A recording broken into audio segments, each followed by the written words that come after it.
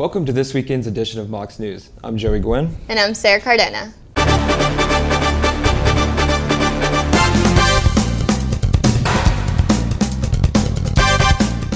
The midterm elections are past us, and the Republicans have gained a huge victory nationwide, placing a majority in the Senate and the House.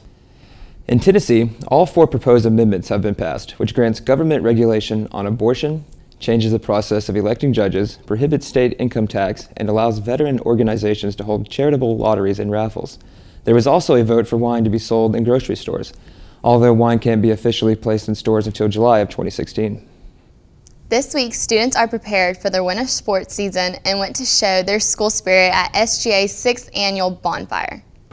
The event took place at Chamberlain Pavilion, where students expressed their school spirit and enjoyed performances by the band, the Sugar Mocs, the cheerleaders, and the elite dance team. Students lined up an hour before the event to receive a free bonfire shirt and food. Coaches Will Wade, Heath Esslinger, and Russ Huseman spoke at the event to get students hyped for the winter sports season. As the fire was lit, students got to converse and enjoy the school pride in the wonderful event that SGA hosted. I feel like students really value coming to events like this because it shows that our university cares about us and that they're willing to put something on like this. And SGA cares because they're willing to coordinate this kind of thing. And I think that it really gives us an opportunity to work together as a student body to really get that school spirit up and get pumped for the game on Saturday. Some students, like Samaria Granberry, came about to the event to express their excitement of the upcoming basketball season. I'm so excited for basketball. That's my favorite sport, and I know that our teams are really good, so I'm excited to go to all the games, and I'm excited for next Friday night at 5:30 for the guys and girls to play, so I'm really excited for that. Student athletes also came out to the event to show their support from their fellow teammates. Being a student athlete, I really feel as if I need to come out and support the fall sports team and the winter sports team that's coming up. And I just really love being around the students. Make sure to show your school pride at this Saturday's football game and next week's first basketball home game. With the last home game tomorrow, we'll send it over to Courtney Myrick for what we should be expecting at Finley Stadium, as well as the forecast for the approaching days of November. Hey Mocs, Courtney Myrick here with your Mocs weathercast. This weekend is looking really beautiful, but next week there are going to be some showers, and with that, there's going to be another freeze. I'll let you know more in your 7-day forecast coming up. A quick look at your 7-day forecast here. Today's high will top off in the mid-50s. There's going to be a 0 chance for any rain this weekend, and the lows will be in the 30s. Low 60s to finish out Saturday and Sunday for a pretty perfect weekend. Tuesday and Wednesday, there will be some possible showers. After these scattered showers, Chattanooga is going to experience another freeze on Thursday and Friday. The highs will actually be 47 on Thursday and 48 on Friday. We're in November now, guys, so those chilly temperatures are going to be showing up more often. All right, Mocs, that was a look at your 7-day forecast. Again, this weekend is going to be really beautiful, so everybody head out to the game at Finley Stadium 1 p.m. as your Mocs take on Wofford. I'm Courtney Myrick with Mocs News. Both foes and supporters of same-sex marriage swiftly turned their attention to the U.S. Supreme Court. That's after an appeals court ruling upheld bans or restrictions on gay marriage in 4 states, including Tennessee. The 2-1 ruling Thursday came from the Cincinnati-based 6th U.S. Circuit Court of Appeals, affecting laws in Ohio, Michigan, Kentucky, and Tennessee.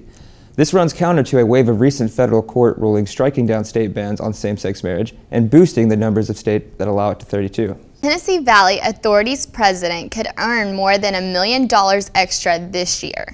The agency's board voted unanimously on Thursday to raise Bill Johnson's salary and performance pay after he met all of TVA's targets for 2014. TVA nearly doubled its net income, cut its debt, and got nuclear plants off the regulatory watch list in the past year. Johnson is currently the nation's highest paid federal employee. The National Guard paid a visit to Heritage Plaza Wednesday to recruit students to join the force. The Student Veterans Organization were also out there doing recruiting of their own for the runners for the upcoming red, white, and blue color run on November 15th. This was all by chance for both organizations to be on location at the same time, but served a purpose. The National Guard brought a big tent along with a couple of tanks, one armed and one not, rifles, and a punching bag that kept score based on power. The student veterans gave information on their upcoming event as well as sign-up sheets for those interested in participating. The UTC Career and Student Employment Center hosted Recipe for Success Tuesday night, a dining etiquette dinner in which students learn how to dine properly for business situations. Recruiters from various professional outfits such as TVA and AFLAC came to talk to the participating students and to give them experience of what it would be like to eat with a potential employer. There are going to be multiple opportunities, especially in a corporate environment where you're invited to dinner with a VP or managers within the company to go eat. And so the proper ways to behave and conduct yourself at that dinner is very valuable. The evening began with a reception in which students had an opportunity to mingle with each other as well as the recruiters. I hope to learn how to better myself in a professional business environment, and I hope that they teach me how to basically conduct myself properly, when it comes to getting the job and, being around people who in a formal environment. After the reception, students ate dinner with the recruiters and were led through the proper steps of etiquette throughout the meal. Knowing when to not slurp your soup, how to pass the silverware, how to pass food from one person to the other, how to conduct themselves, because you never know when you might be going on a job interview where they take you to lunch or dinner and they're trying to see if you can be professional.